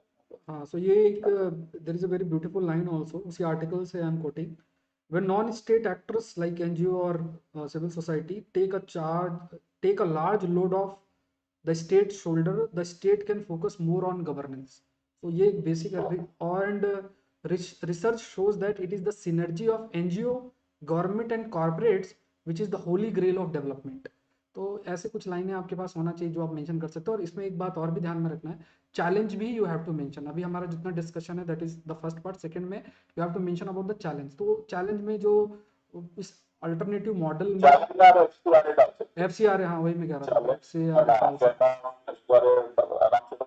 डाल सकते because NGOs is if we are talking about editorials, then very recently I read an ORF also that Pakistan and the so-called enemy countries of ours they export terror to us. Yes yes, I think ये बड़ा recently था। So IB की report में भी sir ये चीज है explained है। So you can always go. Yes, 19th question है, critically examine the aims and objective of SEO, what importance does it hold for India? तो ये मतलब एक स्टेट क्वेश्चन है, लेकिन सर इसमें जैसे SEO के बारे में सब रीड तो करते हैं बट इसमें क्या है, उन्होंने डायरेक्ट जो पूछा हुआ है एम्स एंड ऑब्जेक्टिव्स। अब इसमें क्या है कि अगर किसी को एम्स और ऑब्जेक्टिव्स नहीं पता होंगे, सो दे विल राइट बहुत ही इधर उधर की बातें जो है वो लिखे होंगे। तो एक आपका आपका ये एडिटोरियल भी आया था, डेट आई डोंट रिमेम्बर। तो वहाँ पे आपको जैसे डिफरेंट जो एम्स ऑब्जेक्टिव्स हैं, जैसे security related, resolving border dispute, military cooperation, intelligence sharing और काउंटरिंग टेररिज्म। और इसका जो लास्ट ऑब्जेक्टिव है वो क्या है, countering American influence in Central Asia. तो अब ये जो एक एक करके जो ऑब्जेक्टिव्स अगर आपको पता होंगे, then only you can critically examine. जैसे अगर countering American influence in Central Asia, तो इंडिया के लिए बहुत बड़ा डिलेमा बन जाएगा कि उसको how they will, because China और को काउंटर करने के लिए हम यूएसए की तरफ जा रहे हैं, and then as per the objective of the SCO वहाँ पे ये भी बैलेंस आपको बनाना पड़ेगा। And what importance does it holds for India.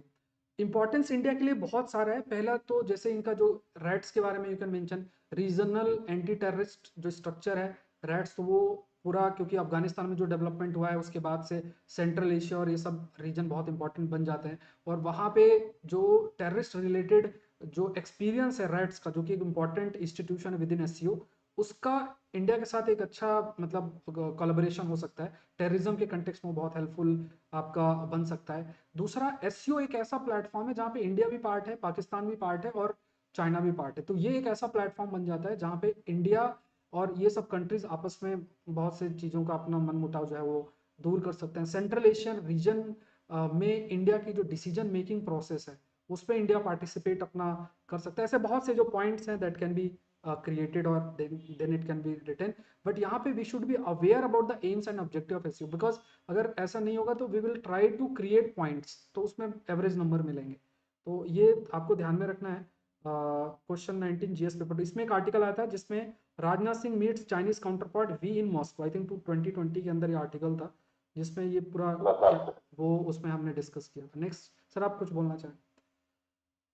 नहीं, मैं यही बोल रहा था कि एससीओज एंड चाइनीज और ये सारे organisations, you must also remember not only with respect to mains but also with respect to IRS and yes yes yes your normal, yes, because these are very important very question. Important. बड़ा basic question भी पूछा जा सकता है prelims में, और कुछ मैं को I make sure people remember कि कम से कम मेंबर्स को याद कर लो। बाकी लोगों का एससीओ के मेंबर्स की नहीं मालूम होते। So the idea here is कि yes, this is a multi एक बहुत अच्छा व्यू है। The view is that India cannot engage in unilateral fashion with China. You will always have to engage in multilateral with China, because China is something that you cannot ignore. And as we have also seen that Russia is one common friend, at least अगर friend word नाम का कुछ international diplomacy में होता है, so that's this is what actually worked out in Ladakh standoff, जो शायद sir आप रेफर कर रहे थे, राजनाथ सिंह साहब जब वहाँ पर गए थे, हाँ तो वो सर, हाँ रक्षा हाँ, का यस वो यस थे, तो that is what, so in a way yes, so these are ये questions आप memorize नहीं कर सकते। ओके, ये क्वेश्चन में आपको एडिटोरियल्स पढ़ना पड़ेगा, you really have to understand the bottom line. और इन दिस लिमिटेड टाइम मैं इसको बैठकर डिस्कस भी नहीं करना चाहूंगा, बिकॉज ये बहुत टाइम लगता है, because it's a multilateral thoughts and you have to really think on this part, but it's good question. Let's move to the last question, sir. The newly tri-nation partnership AU-KUS is aimed at countering China ambition in the Indo-Pacific region. Is it going to supersede the existing partnership in the region? Discuss the strength and impact of AU-KUS in the present. अब ये भी direct editorials है, और ये editorial sir मतलब जैसे अभी आपने कहा कि ये समय समय पर जो थॉट प्रोसेस डेवलप हो रहा है उन पर बेस्ड क्वेश्चन है। अभी ऐसा नहीं है कि हमने पढ़ लिया AU-KUS का फुल फॉर्म क्या है, Australia UK US and it is done, और कितना इसके बारे में दो चार फैक्ट्स देख लिए। इट्स ऑल अबाउट, ये ऐसा चीज़ है कि इसमें तो सेमिनार हो सकता है, मतलब किताबें लिखी जा सकती हैं या आर्टिकल्स लिखे जा सकते हैं। तो ये बहुत ही डेप्थ में क्वेश्चंस हैं, like if you have to score, तो ये पेपर रीड करने की हैबिट या जो भी एनालिसिस है या जो भी आप पेपर को फॉलो करने का जो टेंडेंसी है that has to be there, वो बहुत आज के समय में जरूरी है। वो आगे हम डिस्कस करेंगे, but let's move to this question. तो यहाँ पे ऑस्ट्रेलिया, यूके और यूएस, ये तीन कंट्रीज हैं। एंड ये कहा जाता है कि जो क्वाड है, क्वाड का जो मिलिट्री एक्सटेंशन है वो एयू के यस, यूएस के रूप में देखा जाता है। सो यहाँ पे उन्होंने किया क्या, they have agreed, like USA UK, उन्होंने एग्री किया कि that they will provide nuclear submarine to Australia, Australia को दे देंगे। Why they want to provide nuclear submarine to Australia? Because Kiribati जो आइलैंड है वहाँ पे चाइना का उसने मतलब वहाँ पे किरीबाती आइलैंड में कंट्रीज के जो लोग हैं उनको मदद कर दी और चाइना ने अपना प्रेजेंस बना लिया। अब ये चीज एक फियर फैक्टर लेकर आ गया ऑस्ट्रेलिया के अंदर। अब जो चाइना का प्रेजेंस है अराउंड द ऑस्ट्रेलिया, उसका जो प्रेजेंस है उसको काउंटर करने के लिए, मैरीटाइम सिक्योरिटी को इनहेंस करने के लिए उस रीजन में they need this nuclear submarine. China के पास तो है ही, तो उसको काउंटर करने के लिए न्यूक्लियर सबमरीन की जरूरत है। अब ये जो different set of regional organisations हैं, चाहे वो क्वाड हो या एयू के यूएस है, ये जो डिफरेंट सेट ऑफ ऑर्गेनाइजेशंस हैं दे आर बेसिकली एक तरीके से फोकल पॉइंट बन गई हैं। और डिफरेंट जो वहाँ पे एग्जिस्टिंग ऑर्गेनाइजेशन जैसे आसियान कंट्रीज हैं, तो यहाँ पे आसियान कंट्रीज और क्वाड, आसियान कंट्रीज और एयू यूके जो ये यूएस है, इनके बीच कोलैबोरेशन की बात चलती है। तो यहाँ पे चाइना अपना इन्फ्लुएंस बढ़ाना चाहता है और ये ऑर्गेनाइजेशन अपना करना चाहते हैं। तो ऐसे बहुत से छोटी छोटी ग्रुपिंग्स भी हैं जिनको ये सब्ज्यूम हो जाएगा इन ग्रुपिंग्स के अंदर। तो it will may somehow change the pattern of partnership in that area। वो बदलेगा, जो बदल भी रहा है वो डिपेंड करता है कौन कंट्री किसके पास किसकी तरफ जाना चाहता है, whether they want to go towards China या रशिया की तरफ या फिर यूएसए की तरफ जा रहा है। तो अगर यूएसए की तरफ होगा तो वो एक तरीके से बोल रहे हैं कि अगर आप हमारी तरफ आना चाह रहे हो just become the part of this organisation. तो इस कंटेक्स्ट में इसको एक्सप्लेन करना है। और स्ट्रेंथ और इम्पैक्ट इसका क्या है प्रेजेंट सिनारियो में इंडो पैसिफिक रीजन के कंटेक्स्ट में। लास्ट ईयर भी 2 क्वेश्चन इंडो पैसिफिक पे थे, इस बार भी ये क्वेश्चन भी इनडायरेक्टली इंडो पैसिफिक रीजन पे ही है। और यहाँ पे स्ट्रेंथ एयू के यूएस के कैसे क्या होगा, बेसिकली वही होगा। आप कह सकते हैं कि जो चाइना को काउंटर करने वाला पॉइंट आप मेंशन कर सकते हैं, लाइक वी हैव डिस्कस। इसका इम्पैक्ट क्या होगा, इम्पैक्ट इसका एक तो आपको इंडियन कंटेक्स्ट में मेंशन करना चाहिए। इंडियन कंटेक्स्ट में इसलिए मेंशन इसका इम्पैक्ट सबसे बड़ा है क्योंकि India is a part of quad but India is not a part of AU के यूएस। इंडिया इसलिए नहीं करना चाहता क्योंकि इंडिया जैसे जो चाइना है वो चाइना भी एशियन कंट्री है, इंडिया भी है और दोनों के बीच कन्फ्रंटेशन भी है। बट अगर वो इस मिलिट्री अलायंस का हिस्सा बन जाता है तो India will move away from the NAM principle, non alignment movement, और जो कि इंडिया के जो बेसिक फॉरेन पॉलिसी में ऑटोनॉमी होना चाहिए दैट में भी हैम्पर्ड। तो वो भी अपना एक मेंटेन करना चाहता है, वो ऐसा कोई मिलिट्री अलायंस का हिस्सा नहीं बनना चाह रहा है। लेकिन इंडिया के ऊपर ये एक बहुत बड़ा इम्पैक्ट ये है कि एक डिलेमा ऐड कर दिया है। उधर से चाइना पुश कर रहा है, कॉन्टिनेंटल डिलेमा वहां हो रहा है, और इधर जो है एयू के यूएस जैसी जो है उसमें कहा जा रहा है कि आप इसका हिस्सा बन जाओ और फिर हम आपकी मदद करेंगे, मतलब अगर मिलिट्री लेवल पे चाहिए to control China in the Indo Pacific region. तो ये कुछ जो इम्पैक्ट है उसका इंडिया के कंटेक्स्ट में और अदर देन इंडिया जो है उस इम्पैक्ट को भी आप मेंशन कर सकते हो और एक्सप्लेन कर सकते हैं। तो ये बहुत ही डेप्थ में लिखना, मतलब 4 लाइन में नहीं लिख सकते इसको, 3-4 पेज लिखने के लिए बहुत अच्छा नॉलेज बेस होना चाहिए। आई थिंक सर इस क्वेश्चन में जो अगर if I think of myself as an examiner और रादर एज एस्पिरेंट, तो जो क्वेश्चन एक्चुअली फंस रहा है ना वो क्वेश्चन इस पॉइंट पे फंसेगा कि is it going to supersede the existing partnership in the region. तो मेरे ख्याल से जो सबसे मेजर ट्रैप क्वेश्चन है कि इज द एस्पिरेंट अवेयर कि हमारे यहाँ पे existing partnership in the region है कौन सी। This is a very major trap है जो कि इस क्वेश्चन का सबसे मेजर ट्रैप है कि कौन से एग्जिस्टिंग पार्टनरशिप हमारे चल रहे हैं। Are we talking of SAARC, are we talking of ASEAN, are we talking of only Quad, are we talking of SCO, or are we talking of some other things, okay, which are under trap? Because this question actually United states की hegemony का question हो सकता है कि is United states creating another NATO in this area by another standards, you know, because the word here is it going to supersede the existing partnership in the region? So ये question United states जैसा बीच में quad के ऊपर exam लग रहा था that this is going to become Asia's NATO, and then India ने बोला no, it is not a strategic dialogue, it is only an understanding. So ऑक्टस जो पहली बार एक मिलिट्री आर्म की तरह न्यूक्लियर सबमरीन्स को यहाँ पर इंसर्ट कर रहा है, are we creating another NATO? And that is what China is very bothered about. We don't join any military alliance. So India को धमकी दे देता है practically. So we have to understand which existing partner. Because if the United States comes into the picture, then this becomes the next NATO world. जैसे blocks बन गए. So the question का 3 parts थे. The first and the third तो explainable था. Second वाला was a direct question. Is the aspirant able to understand कि यहाँ पर एक्सिस्टिंग पार्टनर, बिकॉज यहाँ पे कोई मिलिट्री पार्टनरशिप तो है ही इंडिया में. ऑकस इंडिया आज तक किसी मिलिट्री अलायंस का पार्ट नहीं, but AUKUS is some military strategic alliance. How is India going to react? So this was a very delicate question, so to say. Yes sir. So finally जितने भी 20th question हैं वो खत्म हो गए. Sir आपको कुछ कंक्लूडिंग रिमार्क हैं तो आप बताइए कि कैसे अप्रोच करना चाहिए. No, I'm very happy with the question. I'm actually very delighted to see this kind of paper because that is what the future aspirants and sorry, future bureaucrats, future decision makers of this country must be able to think. You know, बस superficially data collection से हमें अच्छे bureaucrats नहीं मिलने वाले. And thankfully, UPSC is bringing out मेरे को कम से कम भगवान करे वो दिन आए कि लोग पूछना बंद करें कि कौन सी किताब से पढ़ के सिविल सर्विसेज क्रैक होता है. वो दिन खत्म होने का टाइम आ गया. आई होप बंद करो ये, because we have to really think, and then read, and think again. And that is what has happened, and I'm very, very happy and delighted to see this kind of papers, and I hope that the civil services examination follows this trend and materializes, and we go out on the school college days and go through the kind of exams which UPSC should deserve to have. I'm very happy on this one. Very easy paper, so to say, for those people who are doing it in a particular way. For those who are trying to look at some book called Lakshmikant or something like this, absolute failure. They won't be able to manage this. So I'm very happy on this one. Great. Few points from my side is कि जैसे जो static angle है उसमें तो सबको अच्छा होना ही चाहिए. जैसे आपने पॉलिटी है, गवर्नेंस का इशू है, उसको सबको अच्छा करना चाहिए. और जो सिलेबस में एक लाइन लिखी हुई है ना, if you see the question, उन क्वेश्चन से अगर आप सिलेबस के मॉड्यूल को कंपेयर करोगे, मॉड्यूल की हर एक लाइन से उन्होंने एक एक दो दो क्वेश्चन पिक किया है. तो आपके पास सिलेबस होना चाहिए. कोई भी सबसे पहले तो जो स्टैटिक पार्ट है वो आपको बहुत स्ट्रांग होना चाहिए.